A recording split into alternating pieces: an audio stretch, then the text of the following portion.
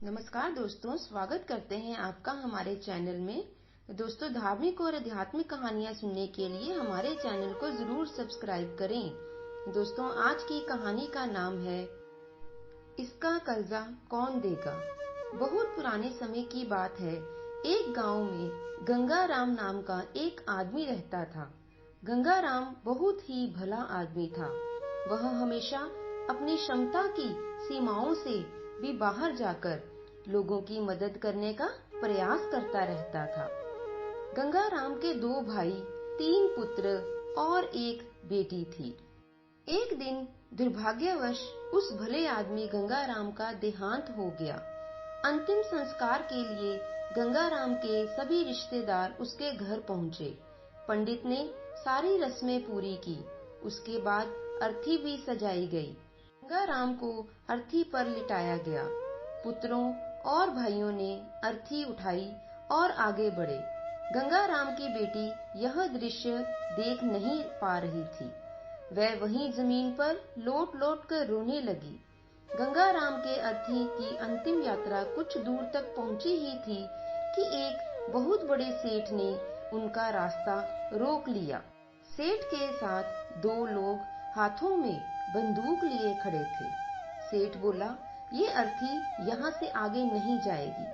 परिवारजनों ने सेठ से पूछा कि सेठ जी, क्या हुआ? आप ऐसा क्यों कह रहे हो? सेठ ने जवाब दिया कि आज से 1 महीना पहले गंगाराम ने मुझसे 2 लाख रुपए का कर्जा लिया था। शर्त के अनुसार कर्ज की राशि नहीं लौटाने पर या तो उसकी जमीन मेरे नाम की जाएगी या फिर उनके परिवार वालों से कर्जा लिया जाएगा। तो फिर अब बताओ, आप लोगों में से मेरा कर्जा वापस कौन देगा? अब वहां पर खड़े तमाम लोग यह तमाशा देख रहे थे। उनके तीनों बेटों ने कहा कि हम तुम्हारा कर्जा नहीं देंगे। हमारे पास इतना धन नहीं है कि हम आपको कर्जे की राशि दे सकें।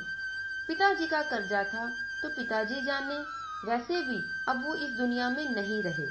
अगर आपको उनकी अर्थी ले जानी है तो उनकी अर्थी ही उस कर्जे के बदले में ले जाओ। गंगाराम के बेटों की इस तरह की बातें सुनकर वहां पर मौजूद सभी लोग उन पर धिक्कार जताने लगे कि कैसे नालायक और मतलबी पुत्र हैं। इस तरह गंगाराम के बेटों ने कर्ज वापस करने के लिए तो अपने कदम पीछे हटा ही लिए थे।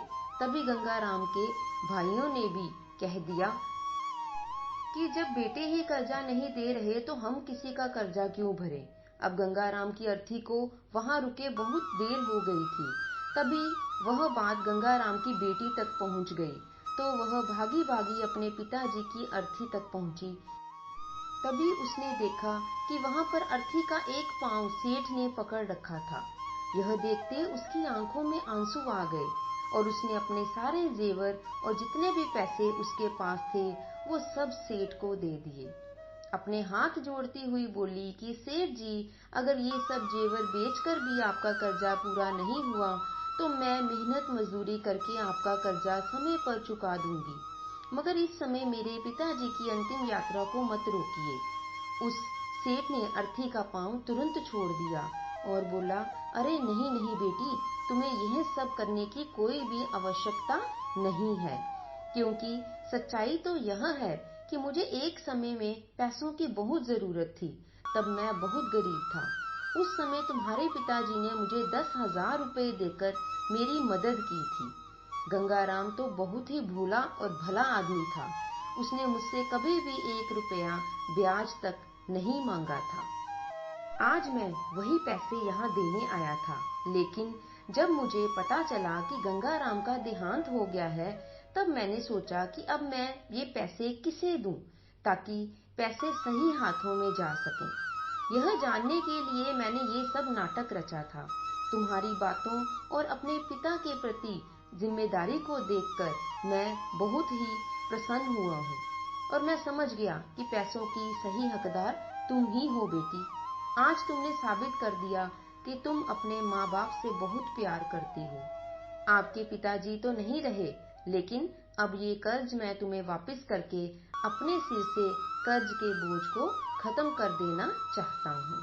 इस इसलिए इन पैसों को तुम ले लो और मुझे इस कर्ज से मुक्त करो। सेठ बेटी को पैसे लौटाकर अपना आशीर्वाद देकर वहां से चला गया। यह सब देखकर गंगाराम के बेटे और भाइयों का सिर शर्म से झुक गया। दोस्तों, कहानी का अंत बहुत ही दुखदाई है। एक पिता जो अपनी सारी उम्र घर का मुखिया होने के नाते अपना कर्तव्य निभाता रहता है, स्वयं भूखा रहता है, परंतु अपने परिवार का पालन पोषण करने में किसी प्रकार की कोई कमी नहीं छोड़ता। स्वयं वो फटे हुए जूते पहनता है, परंतु अपने बच्चों को वो नए जूते लाकर देता है जिससे उनके बच्चों को कोई भी परेशानी ना हो।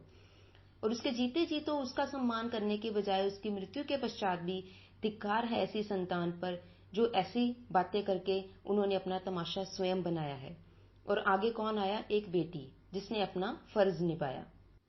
तो दोस्तों, इस कहानी से हमें यह शिक्षा मिलती है कि माता पिता का स्थान जीवन में प्रभु के समान होता है। बड़े बड़े ऋषि मुनि और संतों ने कहा है कि अपने जीवन के सर्वोच्च सुखों का बलिदान देकर, यहाँ तक कि स्वयं भूखे पेट सोकर भी माँ बाप हमेशा अपनी संतान का पालन पोषण करते हैं।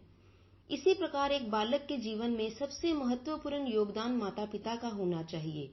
भले ही वह बालक बड़े होकर उनका सम्मान, आदर या सेवा करें या ना करें, परंतु फिर भी माता पिता हमेशा उन्हें शुभ आशीष ही देते हैं।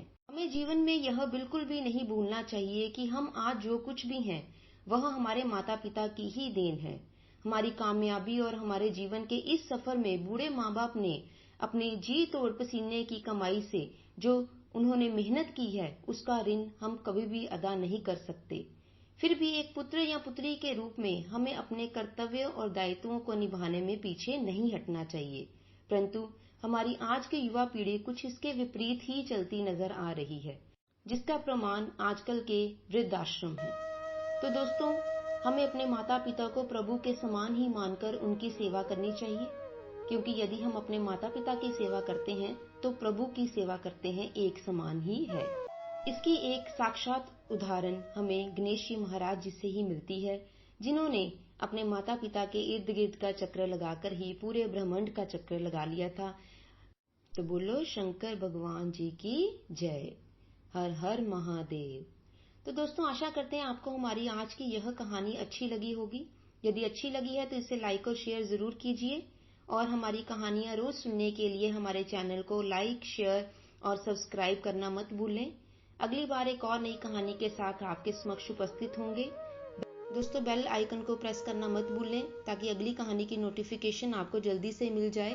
तब तक के लिए अपना ध्यान रखें। कहानी को अंत तक देखने के लिए आपका बहुत बहुत धन्यवाद।